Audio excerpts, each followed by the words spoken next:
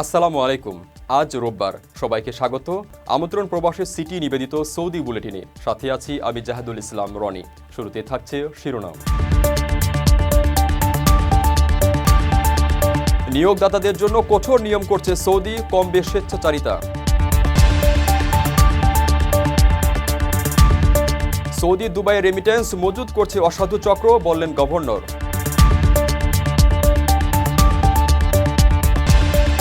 সরকারের নতুন নতুন পরিকল্পনা মহাকাশ খাতেও রাজত্ব করতে চায় সৌদি।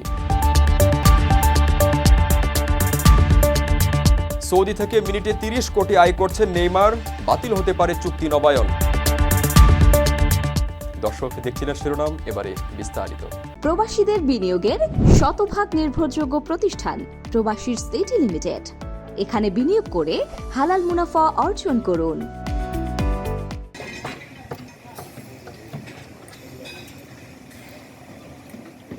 শ্রমিক নিয়োগদাতা প্রতিষ্ঠানগুলোর জন্য নতুন নীতিমালা প্রস্তাব করেছে সৌদি আরব সরকার।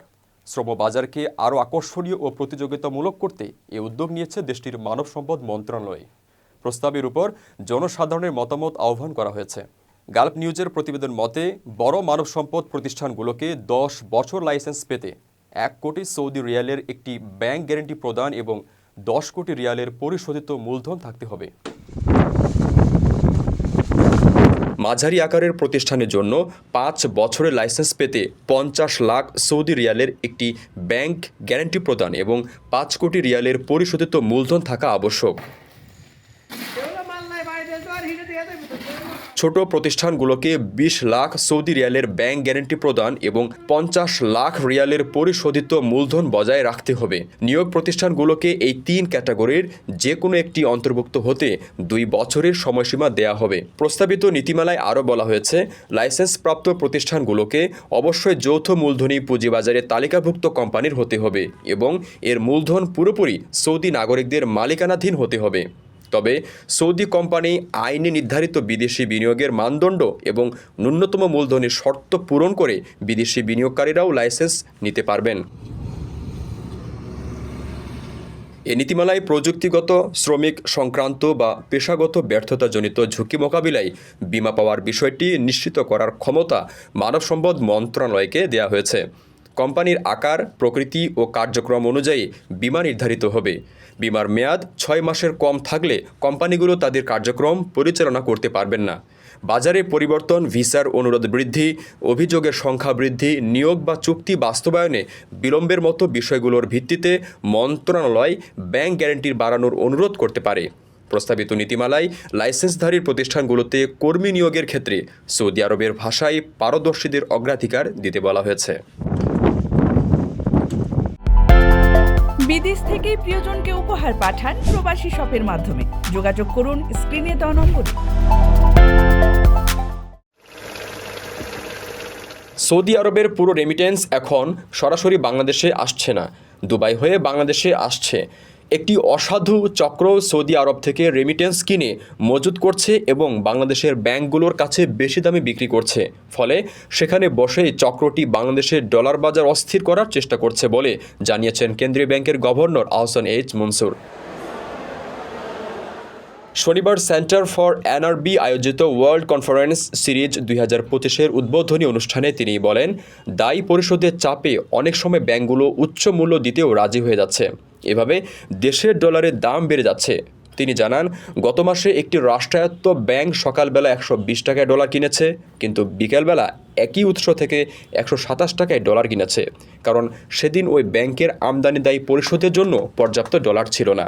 তাই বাধ্য হয়ে একই উৎস থেকে সকালের চেয়ে 7 টাকা বেশি দিয়ে ডলার কিনেছে ব্যাংকটি। কিন্তু সে সংকট এখন সমাধান হয়ে গেছে। ভবিষ্যতে বড় পেমেন্টের চাপ থাকলে বাংলাদেশ ব্যাংকের কাছে জানানোর আহ্বান জানিয়েছেন তিনি।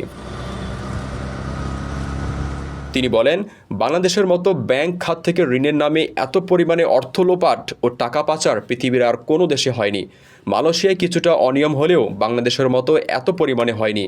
যেসব বড় বড় গ্রুপ ব্যাংক থেকে টাকা বের করে নিয়ে দেশ বিদেশে বিনিয়োগ করেছে, সেই টাকা উদ্ধারেও সরকার বিদেশি সংস্থাগুলোর সঙ্গে কাজ করছে। আহসান এইচ মনসুর বলেন, গত 6 মাসের রেমিটেন্স ও রপ্তানি মিলে অতিরিক্ত $5.5 বিলিয়ন যোগ হয়েছে।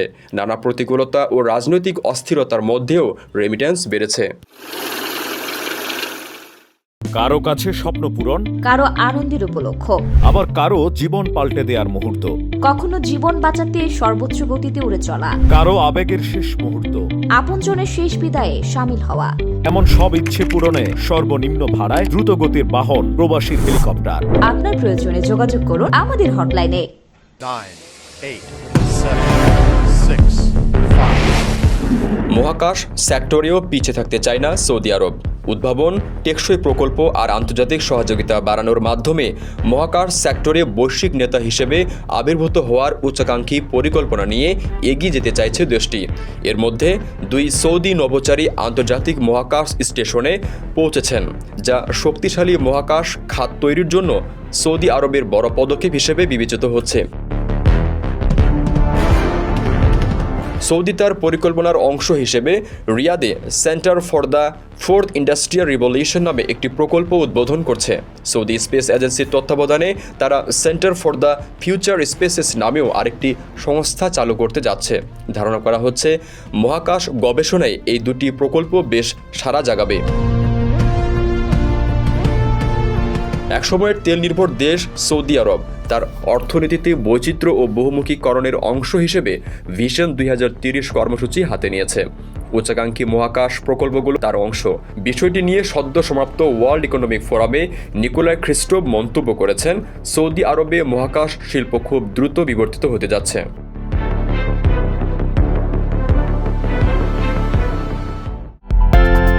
বিদেশ থেকে প্রিয়জনকে উপহার পাঠান প্রবাসী শপের মাধ্যমে। যোগাযোগ করুন স্ক্রিনে দেওয়া নম্বরে।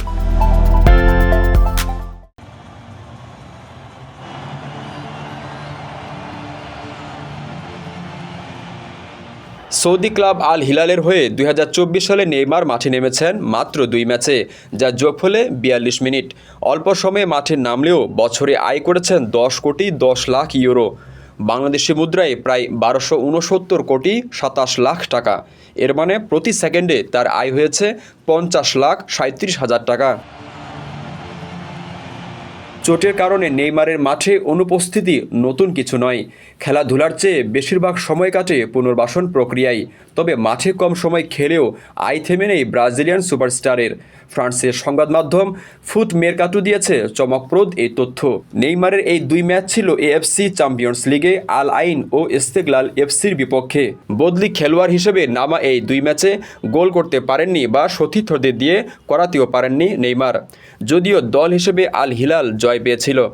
আল আইনকে হারিয়েছিল 5-4 ব্যবধানে এবং ইস্তেগলালের বিপক্ষে জয় ছিল 3-0 গোলে। ফুট মেরকাটোর হিসাব অনুযায়ী 2024 সালে নেইমার বল পায়ে লাগিয়েছেন মাত্র 45 বার। এতে প্রতি টাচে তার আয় দাঁড়ায় প্রায় 14 কোটি 8 লাখ টাকা। 2023 সালের আগস্টে প্যারিস সেন্ট জার্মেই থেকে আল হিলালে যোগ দিয়েছিলেন নেইমার। সৌদি ক্লাবে 17 মাসের ক্যারিয়ারে তিনি সব মিলিয়ে খেলেছেন মাত্র 7 ম্যাচ। শোনা যাচ্ছে আল হিলাল আর নেইমারের সঙ্গে চুক্তি নবায়ন করতে আগ্রহী নয়। কারো কাছে স্বপ্ন পূরণ, কারো আনন্দের উপলক্ষ, আবার কারো জীবন পাল্টে দেওয়ার মুহূর্ত, কখনো জীবন বাঁচাতে সর্বোচ্চ গতিতে উড়ে চলা, কারো আবেগের শেষ মুহূর্ত, আপনজনের শেষ বিদায়ে শামিল হওয়া। এমন সব ইচ্ছে পূরণে সর্বনিম্ন ভাড়ায় দ্রুতগতির বাহন প্রবাসীর হেলিকপ্টার। আপনার প্রয়োজনে যোগাযোগ করুন আমাদের হটলাইনে। দর্শক দেখছিলেন প্রবাসী সিটি সৌদি বুলেটিন। শেষ করার আগে শিরোনামগুলো জানিয়ে দিচ্ছি আরও একবার। নিয়োগদাতাদের জন্য কঠোর নিয়ম করছে সৌদি, কমবে স্বেচ্ছাচারিতা। সৌদি দুবাই রেমিটেন্স মজুদ করছে অসাধু চক্র, বললেন গভর্নর।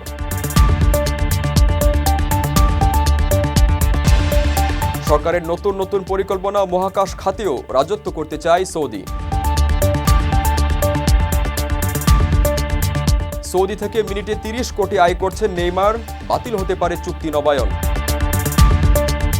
এই ছিল সৌদি বুলেটিনে আজকের আয়োজনে। প্রবাসের সর্বশেষ সংবাদ পেতে ভিজিট করুন www.probastime.net।